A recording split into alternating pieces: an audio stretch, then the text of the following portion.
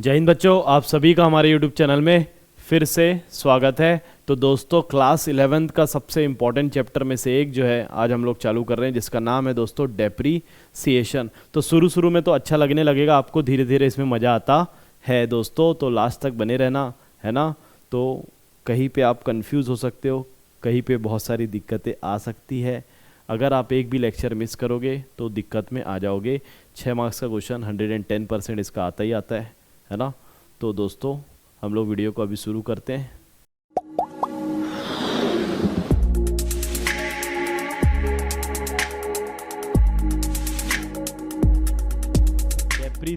Depreciation का मतलब हम लोग बहुत सारे चैप्टर्स हमारे हो गए हैं अभी, है ना। हम लोग कौन से चैप्टर नंबर पे आ चुके हैं?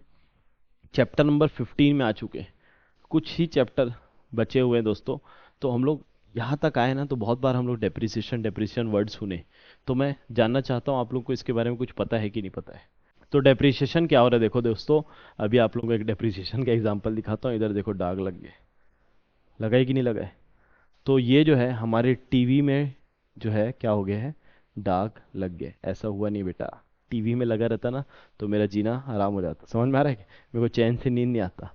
तो ये जिसका भी बुक था उसके बुक में दाग लग चुका है, मतलब कि उसके बुक में डेप्रिसिएशन लग चुका है। हर चीज में ना, हर चीज की वैल्यू कहीं ना कहीं कम होती है।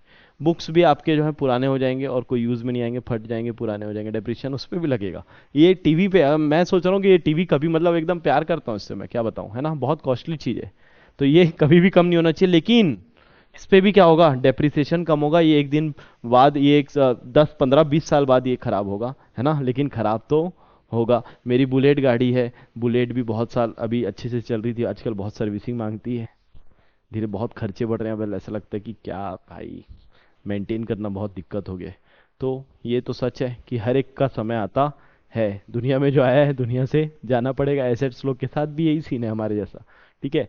तो यहाँ एसी लगा हुआ है, यहाँ बेंचेस हैं, ये कुछ सालों बाद जो है पुराने हो जाएंगे और इनकी वैल्यू जो है आज जितनी है उतनी नहीं रहने वाली है। यही तो डेप्रिसिएशन का कॉन्सेप्ट है, और एकदम सही कॉन्सेप्ट भी है ना। तो ये इसको बहुत सोच समझ के जो है हमारे टॉपिक पे, हमारे सिलेबस में लाया गया है दोस्तों। क्योंकि इसके बिना को books upon profit and loss जो है एग्जैक्टली नहीं निकाल सकते। क्यों पता है? जैसे हम लोग यहाँ पे क्लास ले रहे हैं तो बहुत सारे बच्चे बैठे हुए हैं जहाँ पे बेंचेस यूज कर रहे हैं, है ना। अब मैं इनसे फीस लेता हूँ, मान लीजिए अगर मैं आपको का एग्जांपल देता हूँ, इनसे फीस मैंने लिया 1 लाख रुपीज़। कितना का फीस आ गया? 1 लाख रुपीज़ का फीस आ गया। ये कब का है? इस ईयर का। अभी कौन सा ईयर चल रहा है? 24 25 ये सेशन चल रहा है, ठीक है। तो इन लोग ने इस साल फर्नीचर यूज किया, एसी यूज किया, सब यूज किया ना। तो इस साल का वैल्यू जो है, इन लोग कितना फर्नीचर यूज किए, कितने का फर्नीचर यूज किए, ये हमको पता है क्या? नहीं पता है। तो इसी के लिए कॉन्सेप्ट क्या लेके आया गया?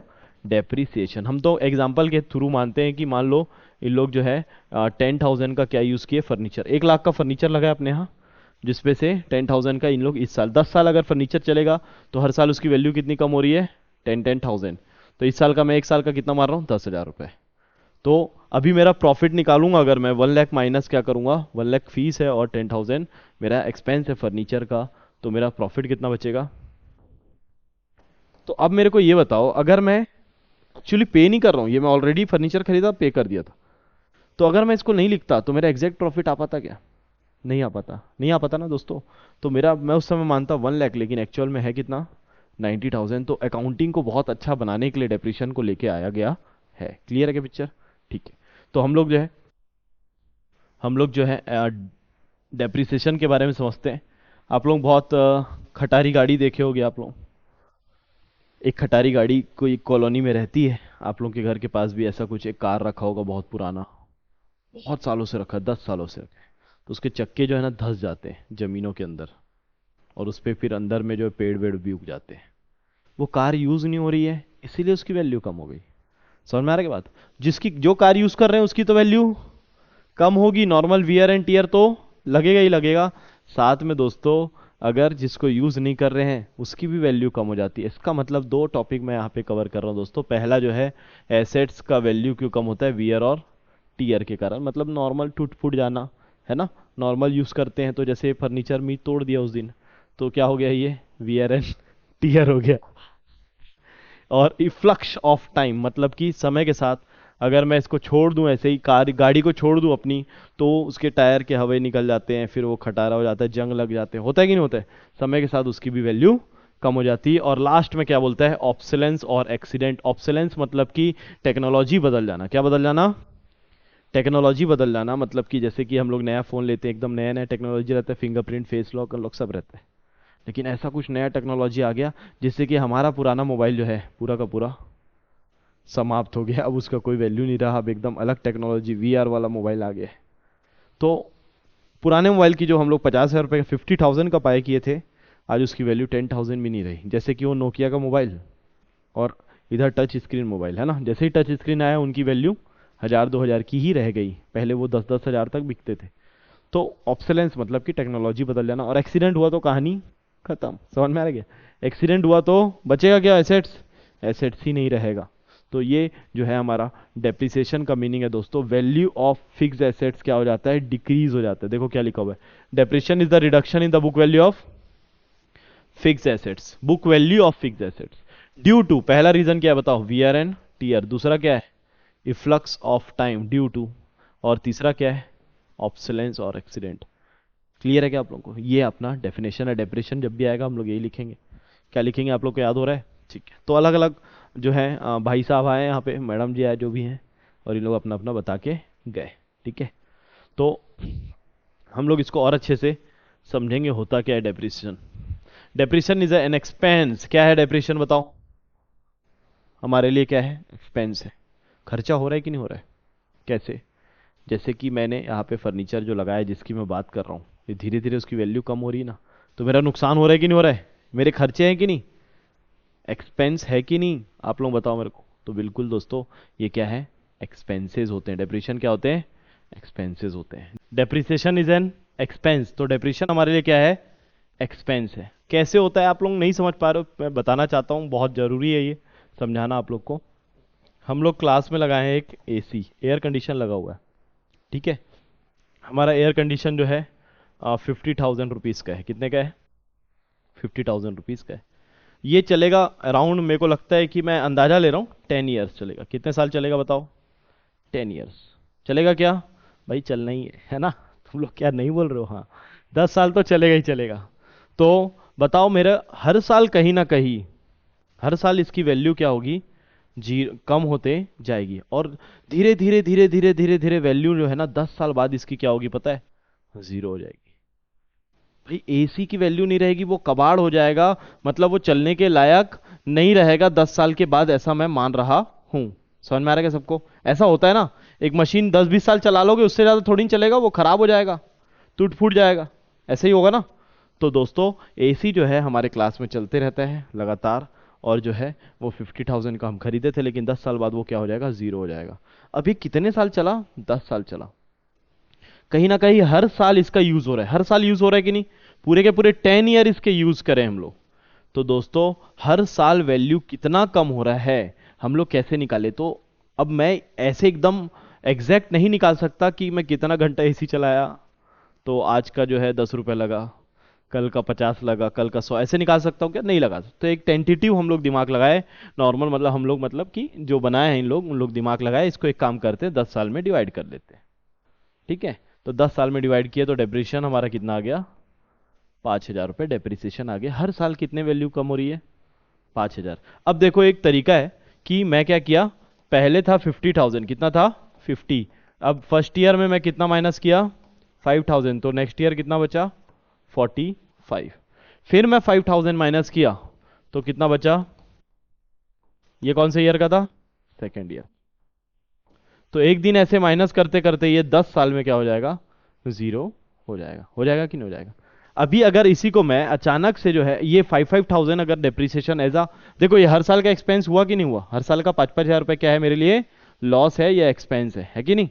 तो अगर मैं ये हर साल 5,000-5,000 ना लिखूं, अगर मान लेते ना लिखूं, तो एक दिन वो अचानक से क्या हो जाएगा? 50,000 का एसी जीरो हो जाएगा।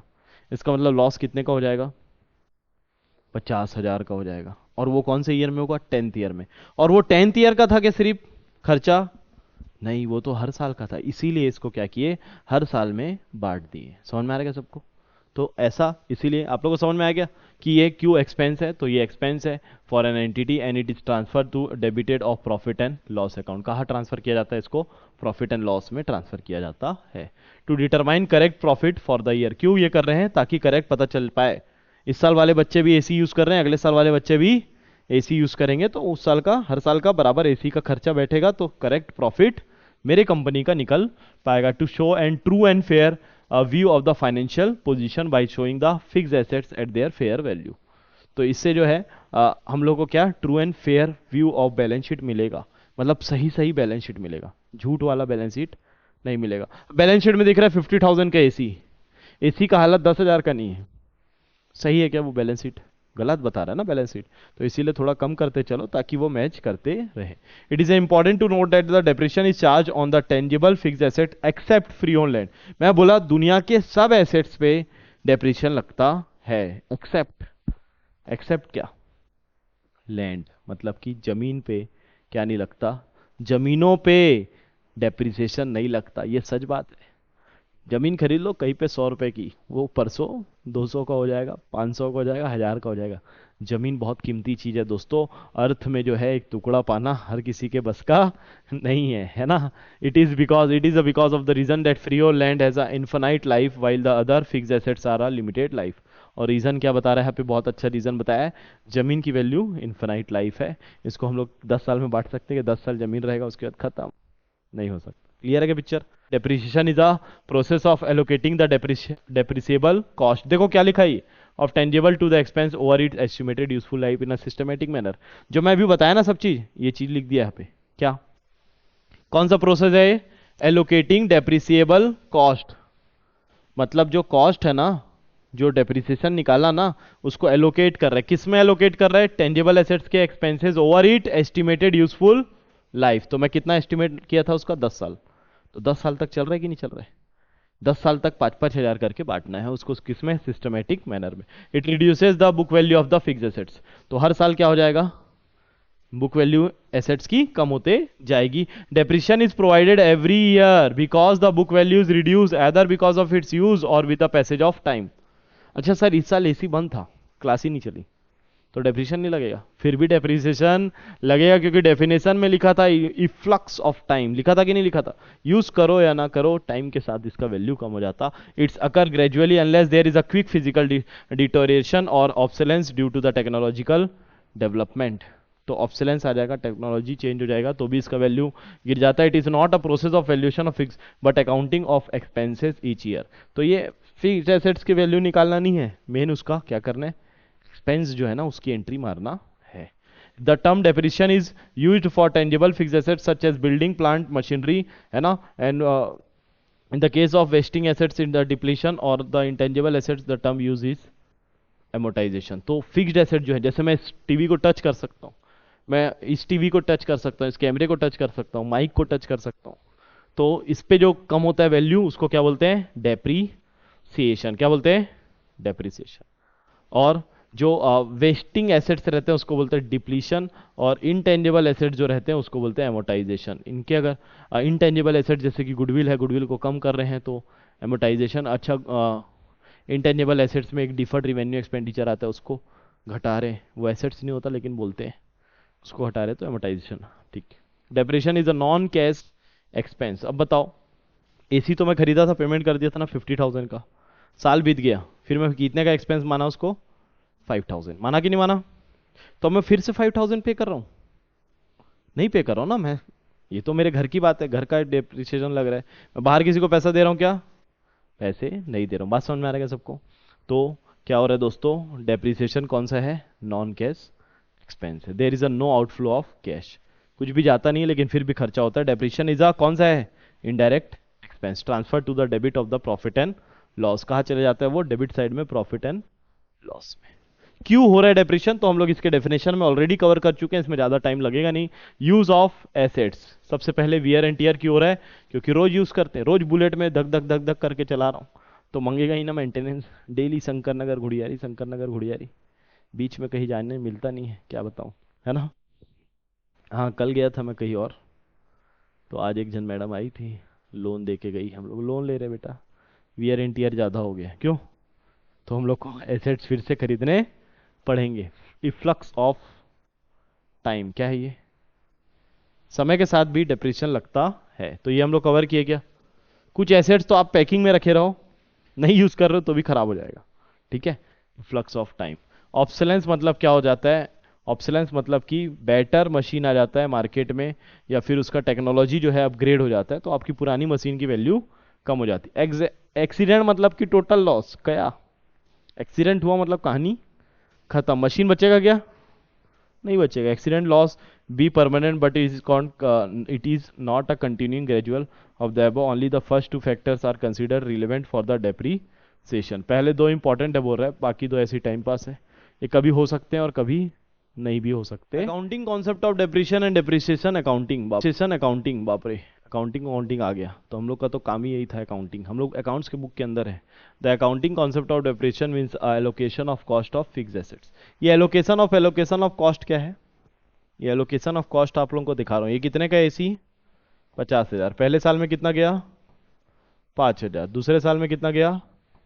5,000। तीसरे साल में कितना गया? 5,000। ये कॉस्ट को ही तो कम कर रहे हैं। कितने साल तक चलेगा ये? 10 साल। यहाँ का ऐसे चला दो, ठीक है। तो ये 50,000 जो कॉस्ट था इसको डिवाइड किए, यही तो allocation of cost of fix over its estimated useful life, जो कि हमारा क्या है? 10 years। According to this concept in an accounting period जानते हो आप लोग क्या है ये? 1 अप्रैल से चालू होता है, धीरे धीरे चलता है, और कहाँ तक जाता है? 31 मार्च, 31 मार्च। A part of cost of the assets is charge as an expense. तो ये क्या बन गया हमारा, बताओ?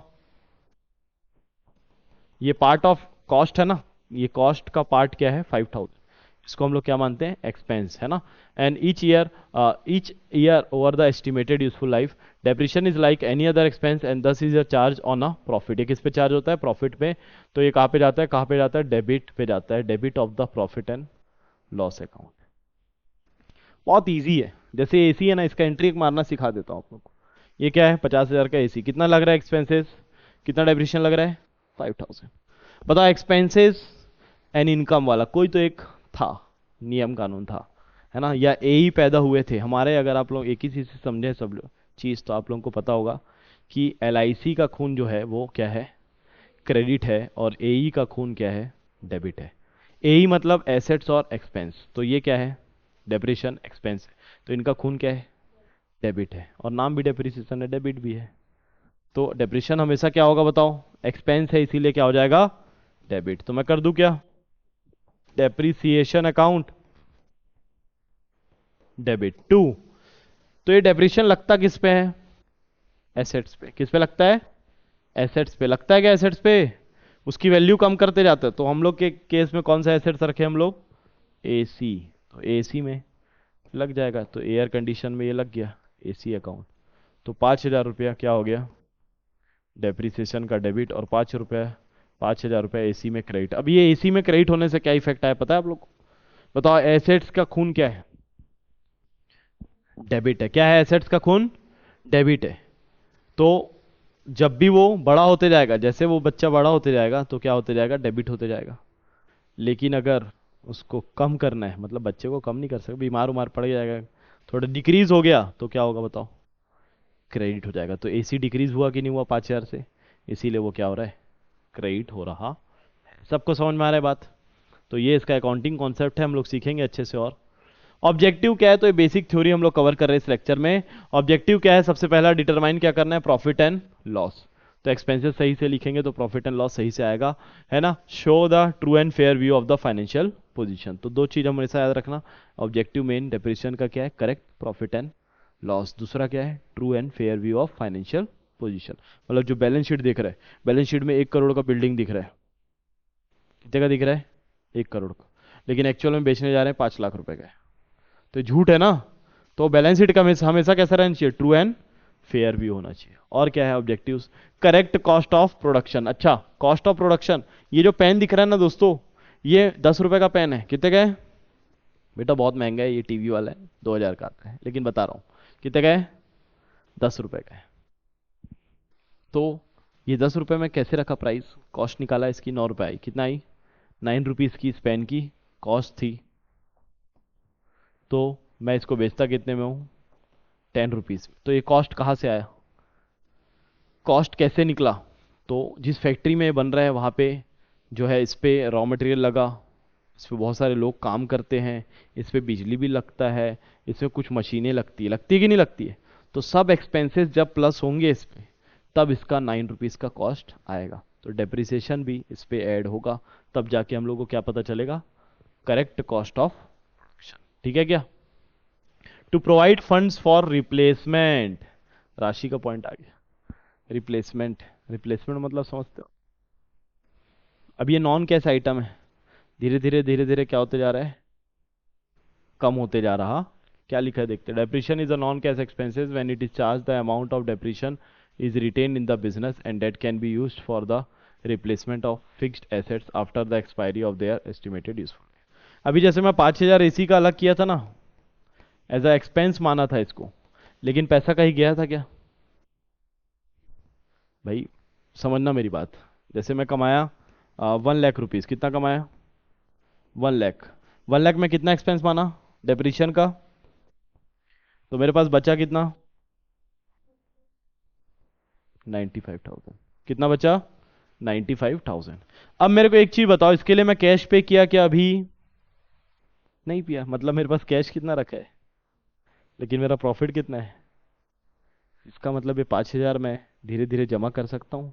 किस चीज के लिए? जब नया मशीन खरीदूंगा तो उसमें रिप्लेसमेंट में काम आएगा।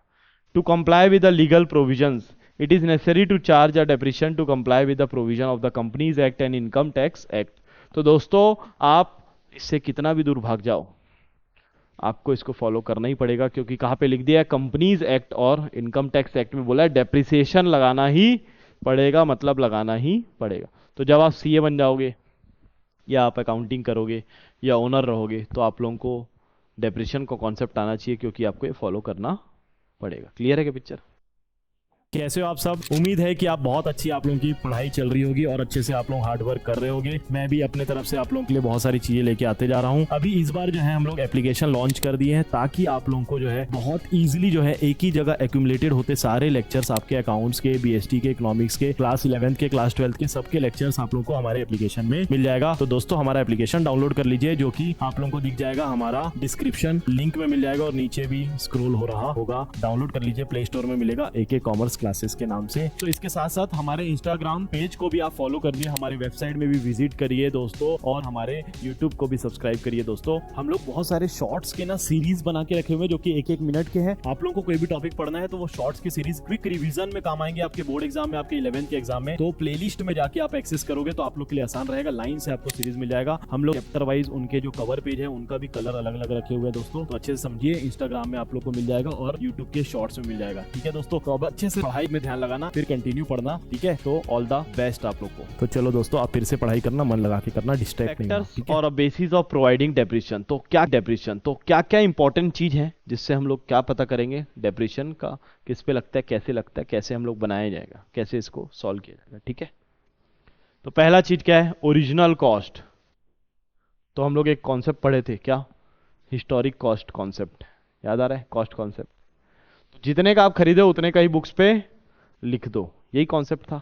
अब एसी की इतनी बात कर दिए, एसी की बात नहीं करते, मजा नहीं आ रहा है, बुलेट की बात करते हैं, मेरा पर्सनल बुलेट। ठीक है, तो जब मैं बुलेट खरीदा दोस्तों, तो मेरे को पड़ी थी बुलेट 1,50,000 की। आज से 7 साल पहले की बात है, इसीलिए इतना सस्ता था। आज तो 2,20,000 या 250 के अराउंड है, प्राइस बढ़ चुकी है। हम लोग आज का प्राइस को भूल जाते हैं। मैंने कितने का खरीदा? बुलेट 1,50,000 का। ठीक है क्या? प्लस इस पे मैंने जो है साइलेंसर लगाया। आप लोगों को तो पता ही है, बुलेट पे धक धक धक धक धक धक साइलेंसर लगता है एक ठो, है ना? बहुत इरिटेटिंग रहता है। पहले मेरे को भी अच्छा लगता था, बचपन में जानते हो शौक रहता है, तो मैं भी एक धक धक वाला साइलेंसर लगाया। तो कितना खर्चा आया? तो उसमें आया था अराउंड 3,000, प्लस उसमें और किट विट लगे कुछ कुछ, तो 2,000 और लगा। ठीक है, प्लस मैंने इसमें अच्छा सा नंबर लिया है, मेरे गाड़ी का नंबर जो है अच्छा है। उसका नंबर मेरा है LX 1100। 1100 आज के डेट में 25,000 का है। कितने का है? नंबर सिर्फ 25,000 का, लेकिन मेरे को उस समय बहुत सस्ते में मिला था, 5,000 में। कितने में? तो मेरे गाड़ी का कॉस्टिंग कितना हो गया? 60,000। अब मेरे क्वेश्चन ये है कि मैं जो है 50,000 का इसको मानूं बुलेट को, जो कि एक्चुअल में 50 का ही खरीदा था, कि 1,60,000 का? 1,50,000 की 1,60,000? 1,60,000 मानना पड़ेगा, जो कि उस समय जब नया चीज खरीदते हैं जो भी उस पर खर्चे होते हैं वो सब उस कॉस्टिंग में ही जाता है। यही आपको कॉस्टिंग बताना चाहता है। देखो, एक मशीन खरीदा है, मशीन का परचेज प्राइस है, उसमें भाड़ा लग गया मशीन को लाने में। हम लोग चाइना से खरीदे थे, चाइना से मुंबई है, मुंबई से रायपुर है, बहुत खर्चे लग गए, 1 आध 2 लाख तो गाड़ी यहाँ आने में लग गया। क्यों? तो उसका भी खर्चा जोड़ना पड़ेगा। उसके बाद इंजीनियर बुलाए दिल्ली से। किसको बुलाए? दिल्ली से इंजीनियर बुलाए, उन लोग आए, इंस्टॉलेशन किए, तो उसका भी खर्चा लग गया। तो सबको क्या करना पड़ेगा? प्लस करना पड़ेगा। ठीक, अभी ये सब समझ में आ रहा है? सब प्लस करेंगे तो क्या निकलेगा आपका? Cost, original cost of the assets. क्या निकल जाएगा? Original cost of the assets. चलो ठीक है, एक और क्वेश्चन है मेरा। मैंने सेकेंड हैंड कार खरीदा। अभी मेरे पास कार नहीं बेटा, खरीदूंगा। हाँ, सेकेंड हैंड कार खरीदा। अब नया आया वो सेकेंड हैंड मान लेते 5 लाख रुपए का। कितने का आया? 5 लाख। प्लस इसमें म्यूजिक सिस्टम लगाया 20,000 का। क्या लगाया? म्यूजिक सिस्टम तो जरूरी है ना। ठीक है, इसके बाद मैं 30,000 का इस पे रिपेयरिंग का खर्चा किया। क्या खर्चा किया? तो मेरे को कार कितने की पड़ी? मेरा क्वेश्चन ये है। ये कौन सा कार है? सेकेंड हैंड कार है, फर्स्ट हैंड नहीं है, सेकेंड हैंड। पहला वाला म्यूजिक सिस्टम लगा के क्यों नहीं दिया? तो वो निकाल लिया अपने दूसरी गाड़ी के लिए। बदमाश है। 5,50,000 है कार की वैल्यू, 5 लाख में खरीदो यार सेकेंड हैंड तुम्हें। तो ये रिपेयरिंग विपेयरिंग ये सब जाएगा क्या कार अकाउंट में? Very good. हमारे लिए तो नया है, भले वो सेकेंड हैंड कार है, लेकिन हमारे लिए क्या है? वो नया है। तो दोस्तों इसका कॉस्टिंग कितना है पता है? 5 लाख। यही चीज ये आपको कॉन्सेप्ट पूरा समझाना चाहता है। अब इसमें जीएसटी का मैटर आ गया, तो इसमें मान लेते हैं जीएसटी लग गया। क्या लग गया? इस पे कोई जीएसटी लग गया 10,000 का, तो मेरा कॉस्टिंग कितना हो गया? 1,70,000। कितना हो गया? अब मेरे को बताओ, बुलेट की कॉस्टिंग 1,60,000 है कि 1,70,000 है? 170 हो गई। तो दोस्तों 170 नहीं हुई, 160 ही है। जीएसटी को हटा दिया गया। क्या? जीएसटी ना एक्सपेंस नहीं है। जीएसटी क्या नहीं है? एक्सपेंस नहीं। इसमें दो पॉइंट ऑफ व्यू हो सकते हैं, लेकिन आप लोग को ऊपर ऊपर से बता देता हूं अभी कि देखो दोस्तों, जीएसटी जो है ना मैं लिया हूं, ये जीएसटी क्या है? मैं लेता हूं और इसको क्या करता हूं? सरकार को पे करता। क्या करता हूं? सरकार को पे करता हूं कि नहीं करता हूं? है ना? तो हम लोग बिजनेस पॉइंट ऑफ व्यू की, डायरेक्ट कस्टमर के पॉइंट ऑफ व्यू से नहीं, बिजनेस के पॉइंट ऑफ व्यू से देखते हैं, है कि नहीं? तो बिजनेस क्या करता है? उसको खरीदता है और बेचता है। तो जीएसटी अपने लिए लगता है, अपने खर्चा हो जाता है कि उसका पूरा पैसा नहीं, उसका पैसा फिर वो सरकार को देना पड़ता है। जो भी जीएसटी वसूलता है वो सरकार को देना पड़ता है। तो दो केसेस है इसमें, या तो वो इसको एक्सपेंस माने, है ना, या तो वो उसको इनपुट में यूज ना करे। इतना डिटेल में आपको समझने की जरूरत नहीं है। जीएसटी आएगा उसको लिखना। पहला चीज हम लोग बताओ क्या समझे डेप्रिसिएशन के लिए? डेप्रिसिएशन के लिए कॉस्ट क्या समझे? कॉस्ट। दूसरा चीज क्या समझ रहे? Scrap value. और दूसरा नाम क्या है इसका? Estimated residual. तो वैसे बुलेट को मैं स्क्रैप होने नहीं दूंगा, है ना। एसी को कल खरीद लेंगे, एसी, है ना। ठीक है, तो एसी 10 साल बाद क्या हो जाएगा? एकदम जीरो, 0 रुपीज का हो जाएगा। क्या कोई भी चीज जीरो का नहीं होता, उसका कुछ ना कुछ स्क्रैप का वैल्यू होता है। कुछ ना कुछ लोहा लगे रहता है, कुछ जिसमें कॉपर रहते हैं एसी में, तो ये तो और महंगे, है ना। तो ये सब बिकेंगे कबाड़ी में। समझ में आ रहा है क्या सबको? तो मान लेते हैं कि एसी 10 साल बाद जीरो नहीं होगा, 10,000 तो मिलेगा। इसी 10,000 को क्या बोलते हैं? Scrap value. ठीक है, तो एक्चुअल जब हम लोग क्या बोलते हैं, जो खर्चे हम लोग को हुए एसी के, तो एसी बताओ कितने का खरीद लिया था मैं? 50,000। और स्क्रैप कितना निकला? 10। तो एक्चुअल में मेरा यूज में खर्चा कितना हुआ? 40,000। तो 40,000 को ही मैं डिवाइड करूंगा किससे? नंबर ऑफ ईयर से, ताकि मेरा एक्चुअल डेप्रिसिएशन आ पाए। भाई मैंने 50 का खरीदा, लास्ट में मेरे को कितना मिल जा रहा है वापिस? 10। तो मेरा खर्चा कितना हुआ? एक्सपेंस कितने हुए? 40। तो 40,000 को यूज करेंगे ना डेप्रिसिएशन एज ए एक्सपेंस निकालने के लिए। तो इसीलिए फॉर्मूला क्या है? Amount to be out of का cost of assets minus scrap value. Use of economic life of assets. तो एस्टिमेशन है, सब पूरा 10 साल चलेगा। भाई कोई चीज 10 साल चल सकती है, कोई चीज 15 भी चल सकती है ना। ये सब किस पे बेस्ड है? एस्टिमेटेड है ना, एस्टिमेटेड लाइफ पे। तो लाइफ जितने साल ये जीने वाला है, लीगल प्रोविजन तो इनकम टैक्स एक्ट में बोल दिया है कि आप लोगों को फॉलो करना है, डेप्रिसिएशन लगाना है। फिर उसके बाद क्या बोल रहा है, period for which depreciation is charge. तो ये बहुत इंपॉर्टेंट टॉपिक है, इसको मैं थोड़ा समझाना चाहता हूँ आप लोग को। पीरियड, कौन से पीरियड में डेप्रिसिएशन चार्ज होगा होगा बताओ। मेरे पास ये जो बुलेट है, मेरे पास क्या है, ये बुलेट है। ये एग्जांपल देखोगे आप लोग पढ़ना चालू कर दोगे। इधर देखते हैं, मेरे पास क्या है, एक बुलेट गाड़ी है, ठीक है। इसको मैंने खरीदा था इसको खरीदा था 1 अक्टूबर को 2017। कब खरीदा था? 1 अक्टूबर 2017। आज कौन से डेट में आज हम लोग यहाँ पे हैं? 23 अक्टूबर 2024। आ गए कि नहीं आ गए? कितने की कॉस्टिंग थी उसको सब मिला के? 1,60,000। कितने का खरीदा था? 1,60,000। अब दोस्तों इस पे कौन से ईयर पे डेप्रिसिएशन लगाएं? 2015 में लगा दे क्या, जब मेरे पास गाड़ी नहीं थी? 2014 में? नहीं लगा सकते ना, इतना तो बुद्धि आपके पास होगा। तो हम लोग लगाए कब डेप्रिसिएशन? हम लोग यहाँ पे अक्टूबर 2017, तो 1 अप्रैल को लगा दूं क्या डेप्रिसिएशन 2017 में? नहीं लगा सकता, क्योंकि इस दिन मैं गाड़ी खरीदा नहीं हूं। गाड़ी कब खरीदा? तो जब मेरे पास गाड़ी आएगी तभी डेप्रिसिएशन चालू होगा। क्लियर है क्या पिक्चर? ठीक है। और इस पे खास बात क्या है, पूरा 1,60,000 तो नहीं लगेगा। इसको डिवाइड करेंगे 10 वैन से, या फिर कुछ एक फॉर्मूला लगाएंगे जिससे डेप्रिसिएशन कैलकुलेट करेंगे। मान लेते हैं कि 10,000 ईयरली आ रहा है। कितना आ रहा है? 12,000 आ रहा है। कितना आ रहा है? 12,000 का डेप्रिसिएशन क्या आ रहा है? इसको बोलते हैं एनुअली। क्या बोलते हैं? एनुअली। एनुअली डेप्रिसिएशन कितना आ रहा है? 12,000। मतलब साल भर में कितना लग जाता है बुलेट में डेप्रिसिएशन? 12,000 रुपये लग जाता है। 12,000। तो मैं साल भर में कितने कितने कैसे कैसे हर साल 12,000 लिखते जाऊंगा, है ना। हर साल डेप्रिसिएशन में 12,000 लिखते जाऊंगा। लेकिन याद रखना, ये बुलेट मैं कब खरीदा था? 1 अक्टूबर। तो ये जो ईयर है मैं हर साल लगाऊंगा ना, ये ईयर कब से चालू होता है? 1 अप्रैल से। और कब खत्म होता है? 31 मार्च को। होता है कि नहीं होता है? गाड़ी मेरे पास एंटर कब करी बताओ? गाड़ी मेरे पास आई 1 अक्टूबर। तो गाड़ी मेरे पास रही,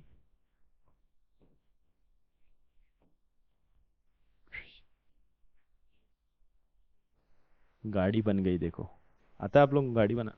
साइकिल नहीं बेटा, बुलेट। अंदर के दिमाग से देखो, दिखने से क्या होता है, वो बुलेट है। 2 सीट बना दिया हूं, कोई दिक्कत वाली बात नहीं है। ठीक है। तो बुलेट बन गई। अब ये कब आई मेरे पास? 1 अक्टूबर। और कब तक, इस साल के लिए कब तक रही? कौन सा ईयर है ये बताओ? 17 है ना। 2017 से लेकर 2018 तक। ऐसे ही होता ना, 1 अप्रैल से चालू होता है 17, फिर 17 31 दिसंबर आ जाएगा, फिर उसके बाद ईयर चेंज हो जाएगा, मार्च आ जाएगा, तो 2018 हो जाएगा। तो बताओ गाड़ी कितने महीने के लिए रही मेरे पास? 6 मंथ्स के लिए रही। कितने मंथ के लिए रही? 6 मंथ। तो मैं 12,000 को पूरा 12,000 लिखूं। 12,000 पूरे 6 महीने एनुअली, मतलब कि पूरे साल का है। तो मैं डेप्रिसिएशन कितना लगाऊंगा? सिर्फ 6 महीने का लगाऊंगा। ये बात जो है बच्चे लोग को समझ नहीं आता है, बहुत गलती करते हैं, इसीलिए मैं सिखा रहा हूँ। 6 महीने का कैसे निकालते हैं? तो बहुत सिंपल है। 12,000 पूरे साल का है, तो 6 मंथ के लिए 6/12 करेंगे तो कितना आ जाएगा? 6,000 आ जाएगा। बहुत सिंपल है। तो इस साल डेप्रिसिएशन लगेगा 6,000। अब नेक्स्ट ईयर जाते हैं। कहाँ जाते हैं? चले नेक्स्ट ईयर। ये कौन सा ईयर था बताओ? ये था 17-18। नेक्स्ट ईयर क्या है? 1 अप्रैल 2018। कहाँ तक जाएगा ये? 31 मार्च 2019। फिर से ये चला गया, फिर से 1 साल हो गया। अब बताओ गाड़ी जो है, अभी गाड़ी मेरे पास है कि नहीं इस ईयर? इस ईयर भी मेरे पास गाड़ी है। तो इस साल भी गाड़ी बना देता हूं। अब तो मेरे को पता चल गया कैसे बनता है। ठीक है। अब थोड़ा हाइटेड बना दिया हूं। ये गाड़ी है, ठीक है। तो ये गाड़ी जो है अभी इस साल भी पूरा रहा। कितने महीने रहा? 12 महीने रहा। कितने महीने रहा? 12 मंथ्स। तो बताओ डेप्रिसिएशन कितना लगाऊं? 12,000। आप लोग कॉन्सेप्ट में आ रहे हो, प्रो हो गए हो आप लोग। 12,000 रुपये लगा दूंगा डेप्रिसिएशन। ठीक है। अब देखते हैं हम लोग, अभी ये मेरी गाड़ी की बात नहीं कर रहे, दूसरे की गाड़ी है। ठीक है। इसको अब बेच देते हैं, इसी साल बेच देते हैं। ठीक है।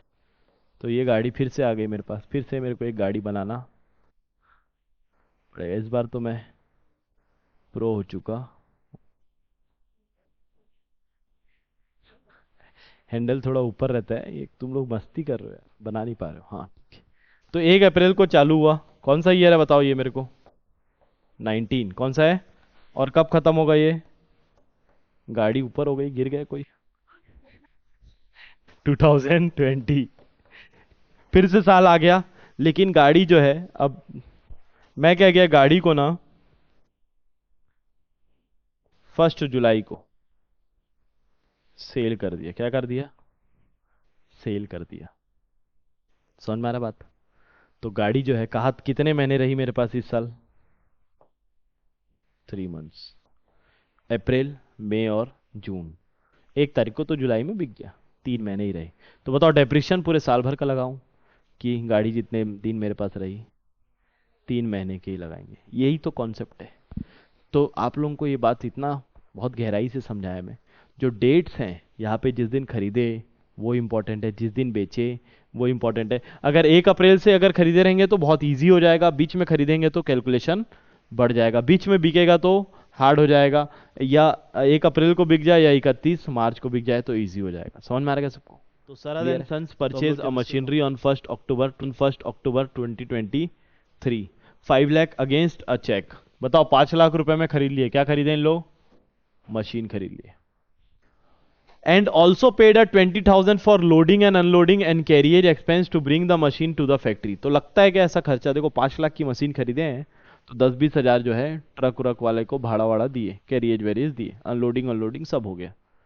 The firm further incurred a 25,000 for the installation of the machine. बहुत लंबा खर्चा हो गया मशीन खरीदते खरीदते जो है। अनलोडिंग का 20 हजार लग गया और 25 हजार रुपये किसका लग गया? 25,000 किसका लगा? इंस्टॉलेशन का लग गया। तो बताओ कॉस्टिंग कितना है? How much the amount will be debited to machinery account. तो कॉस्ट क्या है बताओ? कॉस्ट ऑफ मशीन क्या है? कॉस्ट ऑफ मशीन क्या होगा बताओ? पूरा सबको प्लस करेंगे कि नहीं करेंगे? ओरिजिनल प्राइस कितना है पहले तो? 5 लाख प्लस लोडिंग अनलोडिंग का क्या है? 20,000 प्लस इंस्टॉलेशन का क्या है? 25,000। तो टोटल कितना हो गया? 5,500। ये हमारा क्या है? कॉस्ट है। इतने से मशीन में एंट्री होगी। क्लियर है क्या पिक्चर? ठीक है। तो how much the amount will be debited to machine account is 45,000। Pass the journal entry giving effect to the transaction. अब क्या करना है? 5,45,000। तो जर्नल एंट्री हम लोग को क्या करना है? यहाँ पे पास करने बोला। क्या बोल दिया? दूसरे चैप्टरों में सर ये जर्नल एंट्री आ जाता है। हम लोग तो एक जर्नल एंट्री चैप्टर पढ़े थे ना बेटा। जब मैं पढ़ाया था जर्नल एंट्री तो बताया था यही जीवन है ना। कॉमर्स वालों का जर्नल एंट्री ही जीवन होता है। इस पे पकड़ होना बहुत ज़्यादा जरूरी होती है। ठीक है। तो अब आप लोगों को तो आता ही है। कोई भी एक मशीन खरीदो, चलो मशीन खरीदो। मशीन कैसे खरीदे हम लोग? चेक से खरीदे। क्या एंट्री होगी? Machine to bank. मशीन आ रहा है मतलब उसको अपन लोग कैसे करते हैं? डेबिट कर देते हैं। कोई भी आता है तो उसको डेबिट करते हैं। तो मशीन क्या हो जाएगा बताओ? डेबिट हो जाएगा। Machine account debited to, journal entry pass कर रहे हैं हम लोग। मशीन अकाउंट डेबिटेड टू क्या? Bank account. कितने का है? पहला एंट्री हो गया। दूसरा बताओ, पहला के बाद दूसरा क्या क्या लगा? 20 और 25 दोनों एक साथ निपटा दो। कितने का है? 45। तो अब क्या एंट्री होगी 45,000 का? 20,000 का कार्टेज और अनलोडिंग लोडिंग और 25 का इंस्टॉलेशन। अब बताओ इसकी एंट्री क्या बनेगी?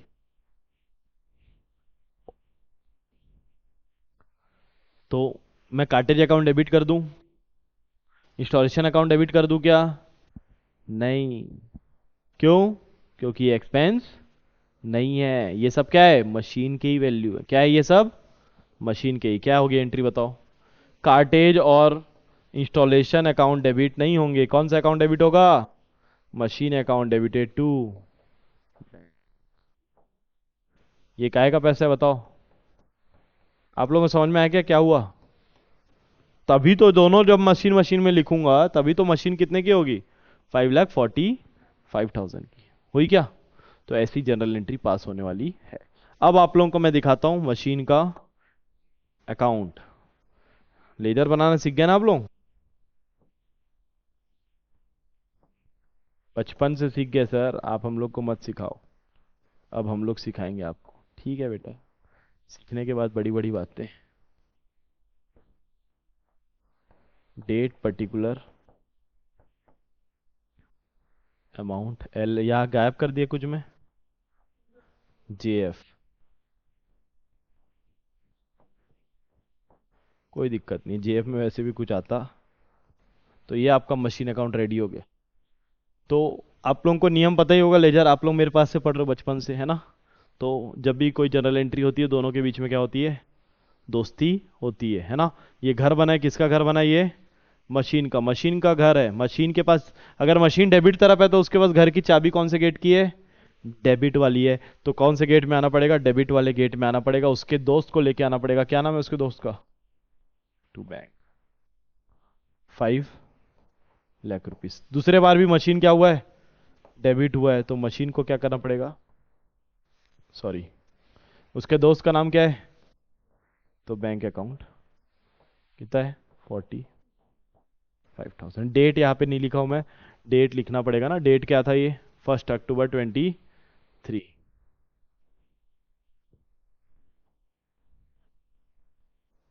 यहाँ पे ऊपर में लिख देते हैं अपन लोग 1 अक्टूबर 1। ये मशीन अकाउंट, इस तरीके से मशीन अकाउंट बनेगा दोस्तों। अब इसमें एक एंट्री जो इलस्ट्रेशन में नहीं दिया था वो भी बता देता हूँ, डेप्रिसिएशन। मान लेते हैं कि ये मशीन कितने का? 445 का है ना, सॉरी 545 का। तो मैं मान रहा हूँ कि इसमें 45,000 का डेप्रिसिएशन है। कितने का है? हर साल कितना डेप्रिसिएशन लगाना है? 45,000। अब आप लोग एंट्री बताओ, 45,000 का क्या एंट्री होगा? डेप्रिसिएशन हमारे लिए क्या है? एक्सपेंस है। एक्सपेंस क्या होता है? हमेशा डेबिट होता है। चलो ठीक है,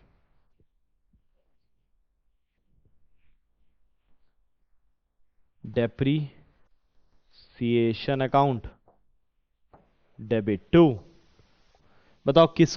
depreciation debited to machine. Very good. Machine की वैल्यू क्या हो गई? कम हो गई। कितने से बोला मैं? 40। अब बताओ ये इन दोनों में दोस्ती किसकी किसकी हुई है? डेप्रिसिएशन और मशीन की। और हम लोग घर किसका बना रहे हैं? मशीन। मशीन किधर है? क्रेडिट तरफ में, मतलब चाबी कौन सी रखा है? ये क्रेडिट वाली। क्रेडिट तरफ जाएंगे। और उसका दोस्त कौन है इस बार? तो यहाँ पे क्या आएगा बताओ? By depreciation account. डेट क्या रहेगा ये? तो ये हमेशा डेप्रिसिएशन का एंट्री जो है 31 मार्च को होता है। कब होता है? 31 मार्च। कितना है? 45,000। कितना है? 45,000। क्लियर है पिक्चर? अब क्या करते हैं, तो साल में अब कुछ होने वाला नहीं, मशीन बस इतना ही खरीदे, है ना? और जो है डेप्रिसिएशन भी लग गया। अब क्या करते हैं? साल को क्लोज करते हैं। क्या करते हैं? अकाउंट्स को क्लोज करते हैं। 31 मार्च को सब क्लोज हो जाएगा। चलो बंद करो दुकान। बंद कर रहे हैं सर। तो किस तरफ ज्यादा है बताओ? डेबिट की क्रेडिट? डेबिट तरफ ज्यादा है। कितना है? 545। तो जिस तरफ भी ज्यादा टोटल रहता है उसी टोटल को दोनों तरफ लिखना पड़ता है। लेकिन ये 45,000 लिखा है और सर टोटल में क्या लिख दिया आप? 545। इसका मतलब बैलेंस कैरी डाउन आने वाला है। कितना बैलेंस कैरी डाउन आने वाला है?